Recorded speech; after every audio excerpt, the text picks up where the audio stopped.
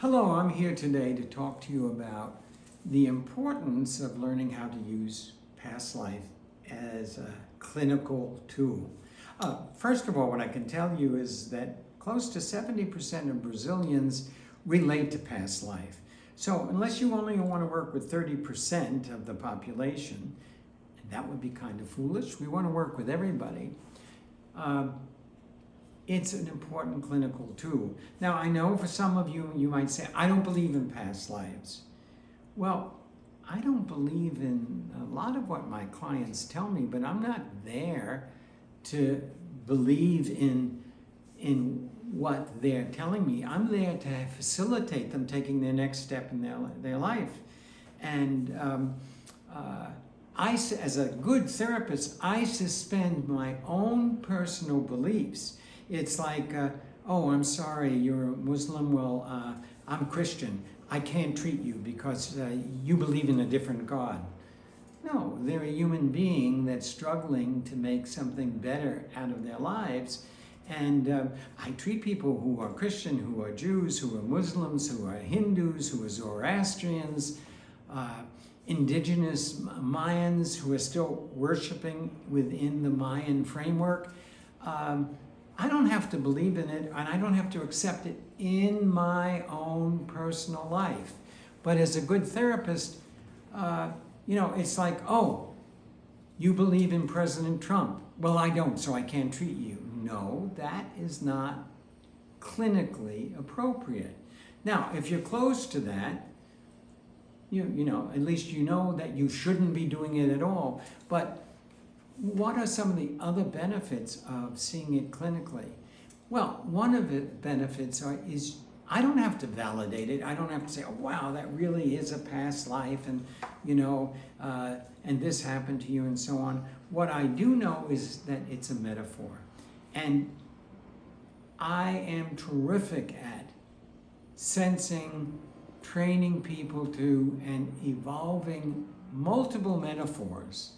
If they come to me with a metaphor that presents itself as a past life, and that's what it is, it's a metaphor presenting itself as a past life. It could be. How am I ever going to prove that? It may not be. I've had my own personal experiences, and I have my own conclusions only for myself.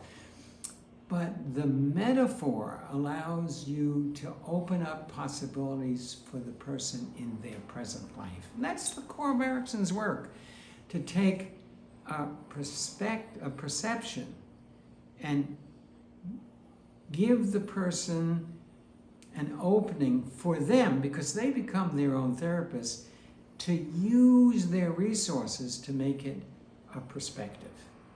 And that's the key to Erickson's work, that you connect to the information and the resources and so on that the person hasn't even become aware of. And one resource is the metaphor they present in a past life, and then help them to connect to or add additional resources so they can use it to heal themselves in their present life.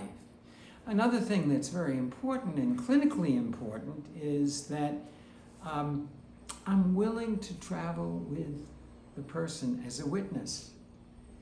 And we know from so much research that clinically, when you're just open and accepting as to where they are, that they feel that there's somebody who sees what they're experiencing or their struggle, and that starts an inner healing process.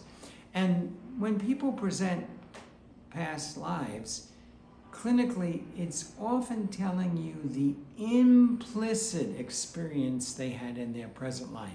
And we know that only the implicit heals. Explicit intellectual information and thoughts give you some way of structuring, and you're going to work with that patient endlessly if they stay with you that long. But when they're feeding you the implicit, which is it's a variation on, they're trying to tell you what their real experience was, and you could connect them indirectly to what does this have, what meaning does this have for you? This is very important clinically.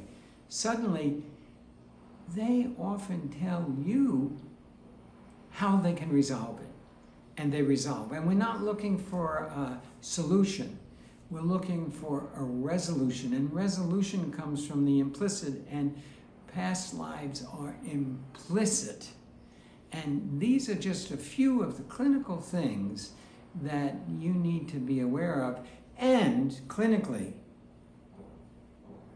what if a person has a different religious idea? What if a person has a different political idea?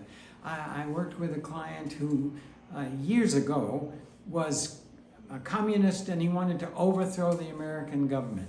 Now, I could have said, I'm not going to work with that. But instead, I sat with it, and eventually what I said to him is, look, I agree with you. Eventually, there's going to be a revolution here. And you'll probably be on one side of the fence, and I'll be on the other. But that's not relevant to your life now. Let's really look implicitly. What is your present struggle with in these moments? And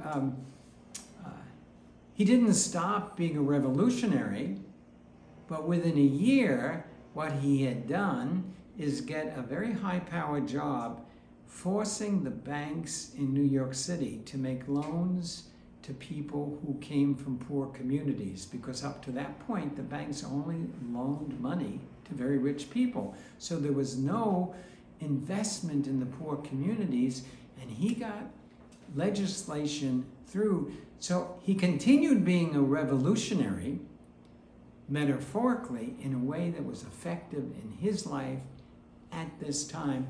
And overthrowing the government really wasn't the issue. Having the government more for the people is what he evolved. This is the kind of clinical understanding you need with past lives.